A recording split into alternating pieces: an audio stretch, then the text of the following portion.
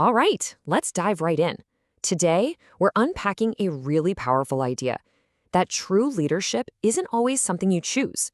A lot of the time, it's forged in the fire of challenges you never, ever saw coming. And this title it nails it, right? Kicking or screaming, I am moving forward.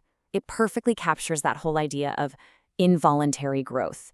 You know that feeling like you're being dragged into a better version of yourself, even when every part of you is fighting the change? And this is really the question at the heart of it all. I mean, have you ever felt that way?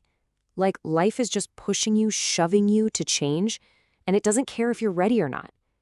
It's that feeling of being backed into a corner where the only way out is to fundamentally change. That's the moment we're talking about today. So, the source material we're looking at reframes leadership in a pretty cool way.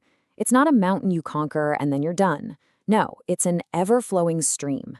This means the whole idea of arriving as a leader is basically an oxymoron. You're never done. You're always in the process of becoming. Okay, so if growth is this constant stream, how do we make sense of those really intense, painful moments of change?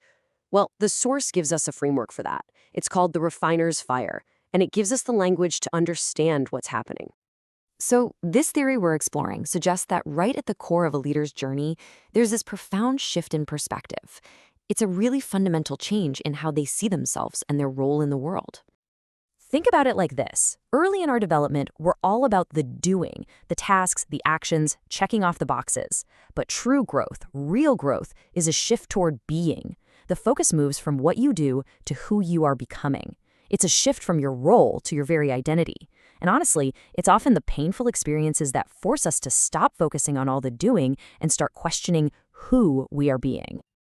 So that's the million-dollar question, right? If this shift from doing to being is so critical, what actually makes it happen? The theory gives us some specific terms to get a handle on this powerful process. The first key term is process items. Just think of these as the raw materials for growth. That impossible project, that difficult colleague, that unexpected setback.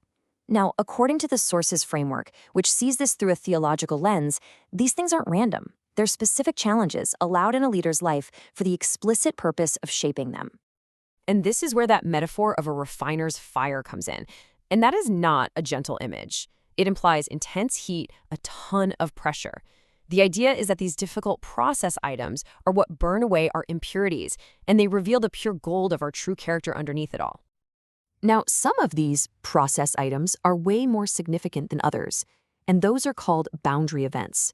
These are the real turning points in your life, maybe getting fired, losing a mentor, or being handed a responsibility you feel completely unready for. These are the moments that literally catapult you from one stage of development into the next. Theory is great, but what does this actually look like in practice?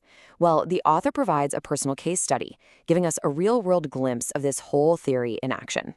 So this is the author's own inventory of process items. And wow, it's pretty revealing. It includes everything from crisis and isolation to moments of divine guidance and major tests of integrity. What this really shows us is that the path of leadership is forged through an intense variety of experiences, and it is almost never a smooth ride. So you have to ask, why endure the refiner's fire? What is the point of all these difficult boundary events? The source argues that it all culminates in something really profound, the discovery of your divine destiny, a deep and guiding purpose. So, what is a sense of destiny? The source defines it as an inner conviction. And this is not about ego. It's a growing awareness that your life, your skills, even your struggles are all part of a bigger picture. It's the belief that you're being guided for a special purpose. And this becomes the ultimate why that makes all the hardship worthwhile. And this is what that conviction sounds like when it's put into words. It's not just a career goal. It's a full-blown mission statement that was forged in fire to make the invisible visible, pioneering a paradigm shift. That kind of clarity doesn't come easy. It's the direct result of that intense developmental journey. So ultimately, after being tested and shaped by all these experiences, the leader is left with a powerful inner compass. This sense of destiny becomes the force that guides their decisions, fuels their resolve, and gives profound meaning to everything they do. To close things out, let's turn this idea back to you with one final reflective question. The source leaves us with this final, really provocative question.